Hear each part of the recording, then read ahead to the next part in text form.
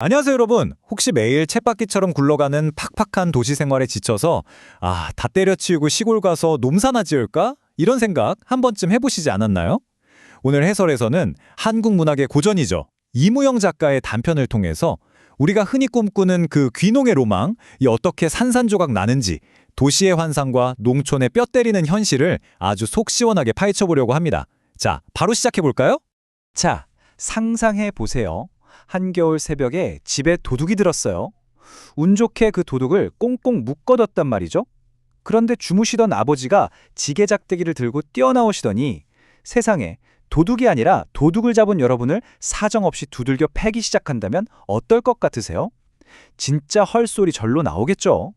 상식적으로 도저히 납득이 안 가는 이 기막힌 상황, 이게 바로 오늘 이야기의 출발점입니다. 1장 기이한 도난 사건. 앞서 말씀드린 황당한 상황이 어떻게 벌어진 건지 그 속으로 들어가 보겠습니다.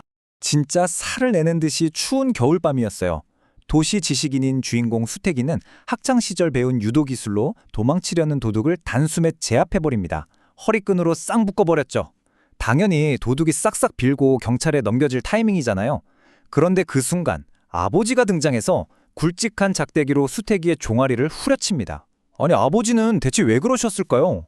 이유가 기가 막힙니다. 이 추운 겨울에 오죽 배가 고팠으면 남의 집 담을 넘었겠냐, 이 불쌍한 사람을 네가 감히 처벌하려 드느냐 하면서 아들한테 불같이 화를 내신 거예요. 2장 흙의 냄새, 그리고 인간의 도리. 대체 이 아버지의 상식 밖의 행동 뒤에는 어떤 철학이 숨어 있는 걸까요? 방금 본 사건이 사실 도시와 시골 두 세계의 완전한 가치관 차이를 보여주는 핵심 장면이거든요. 생각해보면 도시는 뭡니까? 철저한 법, 옳고 그름, 차가운 논리가 지배하는 곳이잖아요. 반면에 시골은 완전히 다르다는 거죠. 시골은 인정, 그러니까 인간적인 도리와 그 사람이 처한 절박한 상황을 먼저 이해하려는 마음이 우선시됩니다. 아버지는 피도 눈물도 없이 시시비비만 가리려 드는 매정한 도시식 마인드를 정면으로 비판하고 계신 거예요. 그래서 아버지는 수태기한테 아주 못을 박듯 일장 연설을 하십니다. 사람이란 흙내를 맡아야 하느니라. 사람이란 정오, 그러니까 논리만 가지고 사는 게 아니야 라면서요. 차갑고 엄격한 잣대로만 세상을 보지 말라는 거죠. 당장 굶어 죽게 생긴 이웃이 사과 하나 훔쳤다고 냉정하게 감방에 쳐넣는 건 흙냄새 맡고 사는 시골 사람들의 도리가 아니라는 아주 깊은 연민과 인간애를 설파하신 겁니다. 3장 도시 패배자의 농촌 판타지. 자, 그럼 수태기는 아버지의 이런 철학을 어떻게 받아들였을까요? 지금 수태기의 멘탈 상태를 좀 들여다볼 필요가 있어요. 사실 수태기는 스스로를 패배자라고 생각하고 있었습니다. 치열한 승진 경쟁, 맨날 남들과 비교당하는 숨막히는 도시의 쳇바퀴에서 완전히 튕겨나갔다고 느낀 거죠. 말 그대로 극심한 번아웃 상태였던 겁니다. 그래서 수태기는 아버지가 그토록 열변을 토했던 그 따뜻하고 정 넘치는 농촌의 모습을 완벽한 도피처로 삼기로 결심해버립니다. 이 과정에서 수태기는 퇴화라는 단어를 두고 혼자 엎치락뒤치락합니다. 이성적인 도시자는 야, 이건 문명사회에서 뒤처지는 거야, 실패라고 하며 경고하죠. 근데 벼랑 끝에 몰린 또 다른 자아는 어떤지 아세요?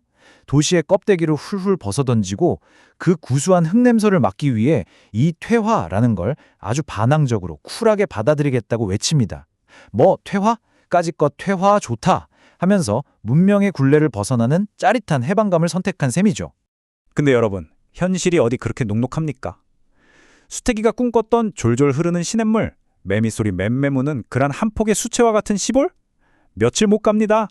곧바로 뼈가 부서지는 육체 노동의 지옥이 열린 거죠. 맑은 우물은커녕 발목까지 푹푹 빠지는 탁한 학탕물에서 일해야 했고, 서툰 낫질에 손가락이 깊게 찢어져서 피가 뚝뚝 떨어지는데도요, 놀랍게도 아버지는 눈 하나 깜짝 안 하십니다.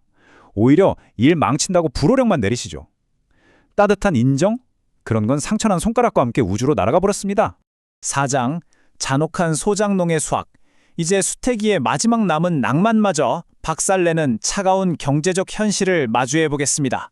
정말 뼈가 부서져라 땡볕에서 일한 그 끔찍한 노동의 시간이 지나고 드디어 고대하던 추수기가 왔습니다. 22마직이나 되는 그 넓디 넓은 논에서 피땀 흘려 얻어낸 수확량이 과연 얼마였을까요? 겨우 40섬이었습니다. 한 가족이 1년 내내 먹고 살아야 하는데 이건 뭐 입에 풀칠하기도 빠듯한 절망적인 숫자였던 거죠. 이 숫자가 왜 절망적인지 소장농의 잔혹한 수확을 한번 계산해 볼게요. 40섬을 수확했잖아요. 그중 무려 25섬이 지주한테 바칠 소장료로 그 자리에서 쓱 사라집니다. 거기에 비료값으로 한 섬 2마리가 빠지고요. 설상가상으로 아내와 딸이 심한 설사병에 걸려서 약값으로 돈을 좀 빌렸었는데 그 무시무시한 고리대금 이자까지 쳐서 또 12마리가 날아갑니다. 정말 뼈 빠지게 일했는데 남 좋은 일만 다 시키고 당장 굶어 죽을 위기에 처한 겁니다.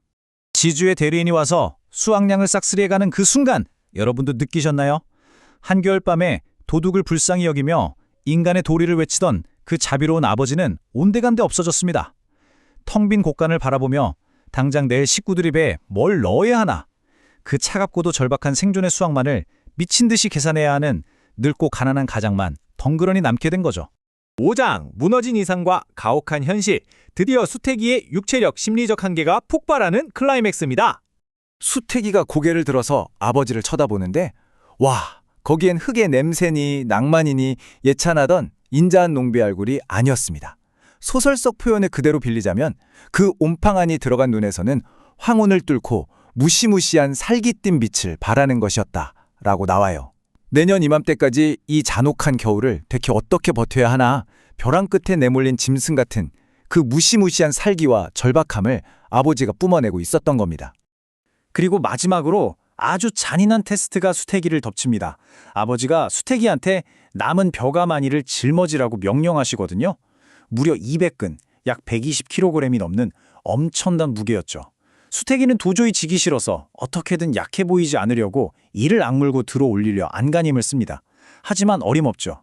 무릎이 툭 꺾이면서 바닥에 엎어지고 맙니다. 그런데 수태기가 고통스럽게 쓰러진 바로 그 순간 아버지가 에이끼 천치자식 하고 소리치면서 거친 빗자루로 수태기를 사정없이 내리쳐버립니다. 자, 오늘 해설을 마치면서 여러분께 이 질문을 하나 던지고 싶습니다. 수태기가 무너진 건 단순히 무거운 벼가마니를 들지 못할 만큼 몸이 나약했기 때문일까요? 아니면 애초에 그가 믿고 싶었던 따뜻한 흙의 냄새라는 것 자체가 이 피 튀기는 소장농의 잔혹한 현실을 가리기 위한 거대한 환상에 불과했기 때문일까요? 이 묵직한 질문, 오늘 꼭 한번 깊이 생각해 보셨으면 좋겠습니다. 함께 해주셔서 감사합니다.